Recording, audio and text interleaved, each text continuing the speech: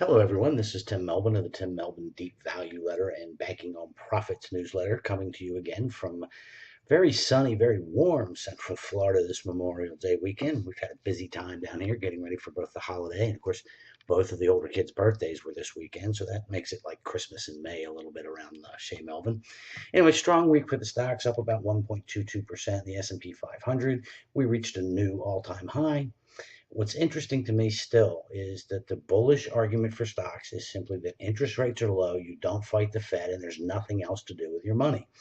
Not hearing a lot of arguments based on strong earnings growth or undervalued stocks or even an improving economy. And I think that buying the best house in a bad neighborhood is not exactly a fantastically intelligent trade. So I saw some great research from Ned Davis of Ned Davis Research this weekend. The price to sales ratio is currently 1.66 for the S&P 500. Now, Mr. Davis tells us that 1.26 is the line on the price to sales ratio that separates fairly valued markets and overvalued markets. Now, while he admits that in the short run, being overvalued doesn't necessarily mean a lot, we can get more overvalued. We've all seen that several times in our lifetime. If you look out as long-term investors, and that's what we are, is longer-term investors with that 3, 5, and even longer time frame. It's been 52 quarters since 1954 where stocks ended a quarter with a valuation as measured by price to sales above that 1.26 line. Now, 5 years later, 22 times the market was higher, 30 times the market was lower, with an average or median loss of about 2.5% over a 5-year period of time, suggesting that forward returns may not justify a broadly aggressive approach to buying stocks, particularly the larger cap stocks in the S&P 500. Mr. Davis also breaks out and channels his inner Mr. Womack, our pig farmer friend, and points out that there's been 75 quarters where stocks closed the quarter with a price to sales ratio that measured the market as undervalued. Now, 74 out of 75 times, 5 years later, the stock market was higher with an average gain of about 65%, which suggests to me, as a long-term investor, it makes a lot of sense to be patient and wait for the market to reach undervalued levels to be aggressively committed with new money to the stock market. We've been saying that for a while. We'll keep on saying it. And I'm glad that Mr. Davis has joined the chorus along with folks like Seth Klarman, Sam Zell, and others who have warned that hey, this stock market is on the high side of fair. And as David Tepper told us a few weeks ago, it's a good time to be nervous. Now, I read an economist survey this week. I don't know why anybody surveys economists. It's like surveying weathermen, in my opinion. But most of them expect a solid rest of the year. They're blaming everything on the weather, pretty much. And they think we'll get to 3% GDP growth rate this year. Some of the more optimistic folks think that we might actually get to 4%. Here's the problem with that. All of this growth is very heavily reliant on a strong rebound in the housing market. Now, we've talked a little bit about this the past couple of weeks. It's worth noting that NPR senior business editor, a woman by the name of Marilyn G. Wax, did a conversation with some leading real estate experts over the past week. Here's what they came up with. There's no first-time buyers out there. There's 3 million young folks, 30 and younger, that ordinarily would be a huge part of the first-time home buyers market. Well, these guys are coming out of college or out of high school into an economy that is only creating, in size, fairly low-paying jobs. And by the way, the class of 2014 that is graduating, 70% of graduating seniors, are going to owe student debt with an average of about $33,000. So very low paying jobs out there, and they are saddled with these student loan repayments and probably a car payment and some credit card payments and a few other things. Don't look for these folks to be rushing out into the housing market anytime soon. David Peltier of Berkshire Hathaway's Home Services of America made remarks similar to this earlier this month at the Berkshire annual meeting. He pointed out that first-time homebuyers are usually about 40% of the market. They're only about 28% right now. There's 3 million people that would normally be buying homes. They're just not there. And by the way, you can add to them about 10 million people, 18.8% of all homeowners with a mortgage are underwater right now. They can't buy a new house. They can't, there's no way they can sell their house unless they bring an enormous amount of cash to the table. So that's 13 million now that are just out of the housing market altogether. It's a significant percentage of folks. Now, you've also got about 20 million who have less than 20% equity, so they probably can't even sell their house and buy a new one, adjusting for all the fees and the fun stuff that you have to pay at the table, without also bringing some cash to the table. So first-time home buyers are pretty much just out of the market. That first stage move-up buyer is pretty much out of the market. The high end has seen some good activity, but without the hedge fund and institutional buying of the lower priced homes, we're not going to see a sustained rally in housing that creates all kind of economic activity, in my opinion. And again, Warren Buffett has expressed concerns about weakness in housing. Sam Zell has pointed it out to us, as has Jeffrey Grunlack and a lot of other folks. Housing's not as strong as the headline numbers might make you think in this point in time. I think we're going to see the headline numbers get worse as we go through the summer, and that's going to derail some of these very optimistic economic projections that we see. We'll see how it all plays out. Certainly, there's nothing in the economy that's causing consumers to run out and want to spend a lot of money shopping. The retail earnings that we've seen coming in have just been horrific.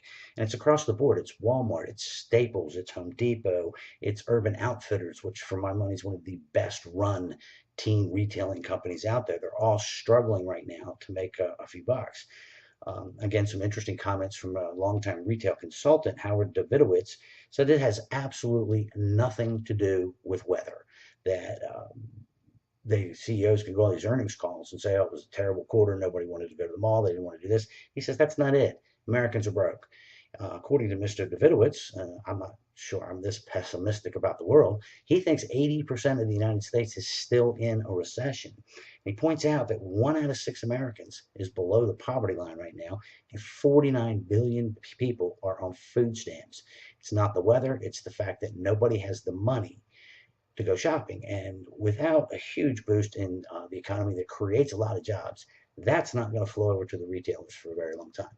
Now, all this macro stuff, it's fun, it's interesting to talk about. We don't trade based on it. We trade almost entirely on valuation. If it's safe and cheap, we buy it. If we can't find it, then obviously we hold a lot of cash. Now, took a look this week through a 6,500 stock database. I wrote an article about this. 562%, about 9% of the stocks in my little database traded below book value. That's not bad, a 562 stock shopping universe. However, only 157 of those were larger than 200 million in market cap. So we're down into the small stocks. The opportunities that are out there are not in the large cap stocks. 237 million of those are in the micro cap stocks with less than a $50 million market cap. So if you're a deep value guy right now, small is obviously beautiful. Now, cheap is not enough for us. It's got to be safe as well. Now, we add a couple of debt constraints and some balance sheet constraints, and insist that the companies have enough money to keep the lights on and stay in business and survive long enough to thrive. We only have 152 stocks left. 22 of these stocks have a market cap of $200 million or more, and it gets better. 57 stocks out of the 6,500 stock universe are safe, cheap based on the balance sheet, and currently profitable on a trailing 12-month basis. 25 of those stocks also are safe, cheap, profitable, and pay a dividend, fitting my definition of a perfect stock. And in one of the 4 portfolios, we own every one of the remaining 20 of those 25 stocks. So the macro picture is kind of matching what the valuation picture is telling us. It's not a safe and cheap world. It's very difficult to get fully invested right now. When we see these very small amounts of safe and cheap opportunities, it's not a precise timing device, but it does tell us either the economy's got to get a lot better real fast, and I don't see that happening, or the market needs to come down and have sort of an inventory creation event so we can get some more money to work. Don't know when it'll happen, fairly confident that it will happen, and really comfortable sitting here with my nice stockpile of a few safe and cheap stocks, and of course, a lot of cash at this point in time. I feel pretty good about that. Anyway, the biggest news this weekend is one, it's been reported, but not as widely as you might think.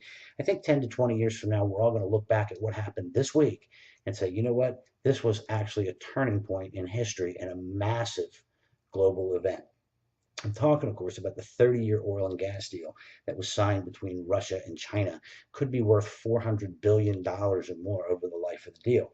More importantly, it indicates a tilt by Mr. Putin and Russia away from the West and Europe and towards a deeper relationship with China and Asia. That has all sorts of economic implications, geopolitical implications.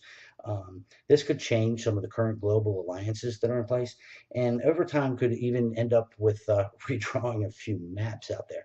I think this tilt of Russia towards China is probably going to be real, lasting, and permanent. And I think it changes the global geopolitical picture for a long, long time.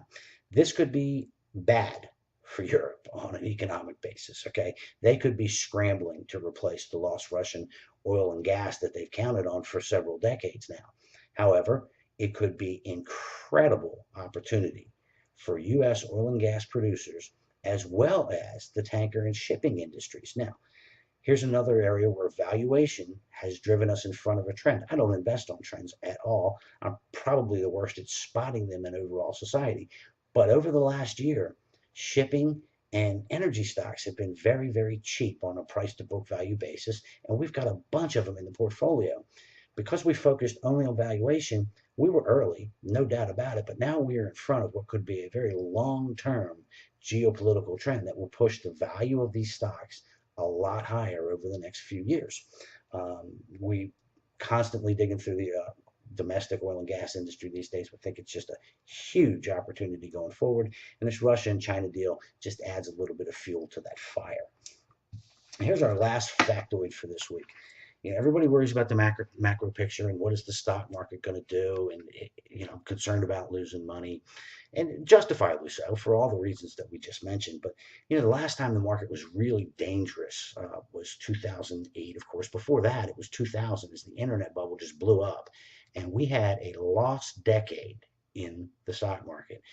For the next 10 years, stock markets were actually flat, a little bit down. On a compound average annual basis. Nobody made any money. A ton of people lost a ton of money. However, it's an interesting little thought for you to consider as we move on into the Memorial Day weekend. The S&L Securities Mutual Holding Company Thrift Index over that same period of time, remember the market's flat at best, the thrifts in that index had a total return of 188% during the lost decade. Thrifts are very cheap, once again, especially those that have just done a mutual conversion. There's several of them out there. We've been happily buying them in the Banking on Profits portfolio. I think this plays out the same, if not better, no matter what the stock market does over the next 10 years. So if you really want to make more money and sleep better at night, you should probably forget about the Amazons and Netflixes of the world and start looking at the Anytown Savings and Loan that just went through a mutual conversion, or those that indeed have converted over the last 4 or 5 years and still trade at very deep discounts to their tangible book value. So anyway, we have a huge week coming up. We've got a whole bunch of retailers, the final retailers report. We've got AutoZone, Guess, Costco, a few others. Toll Brothers will be out in what could be a very interesting report. They, of course, build high-end homes. I suspect they had a pretty good quarter, but Robert Toll has always done a great job of being brutally honest about what he sees developing in the housing market. So his earnings call this week should be a fascinating listen, or if you like me, read, because I wait for the transcripts most of the time. We have a durable goods report coming out. Consumer confidence will be out this week, as will the Case-Shiller report. And on the 29th, that holy grail of numbers, we get the GDP numbers. Now, everybody will be absolutely fascinated by that. They'll dissect every inch of every line and every word of the report, every number. It's a meaningless number for us as equity investors, especially deep value equity investors, because all the tests I've ever done in my lifetime show exactly zero correlation between GDP changes on a month-to-month basis and what the stock market does. It's a fun number to talk about. Doesn't really mean a lot. People are still going to trade on it. All right. My Baltimore Orioles are struggling, folks. We're 4-6 in our last 10 games. We're trying to get back on track this week. We got a final game of a 4-game series with Cleveland today. We need to win that to split.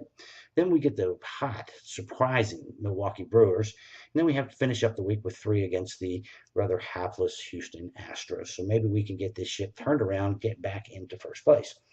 if you're a reader, boy, do we have a great 2 weeks coming up. I mean, this is just some fantastic stuff coming out over the next 2 weeks.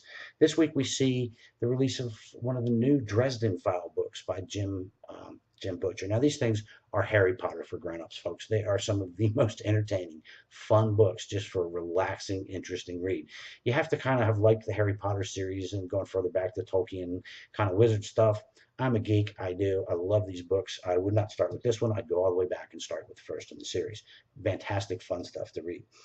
Clive Cussler has a new Numa Files novel out. Those are always a lot of fun. And Tom Robbins' new autobiography, The Tibetan Peach Pit, will be out this week and should be an absolutely fascinating read. I'll be picking up a copy when it hits the stores this week. So that's all we've got for this week down here in Central Florida. I hope everybody's having a great weekend. And if you think about it, take a minute and raise a glass to all those who gave their lives in service to our country over the last 200 and some years. It is Memorial Day. It's supposed to have a little bit of meaning. But in the meantime, enjoy firing up those grills, those cold, frosty beverages in the pool and the beach and whatever you're doing. Enjoy the 3-day weekend that traditionally kicks off summer. And I will talk to you guys next week.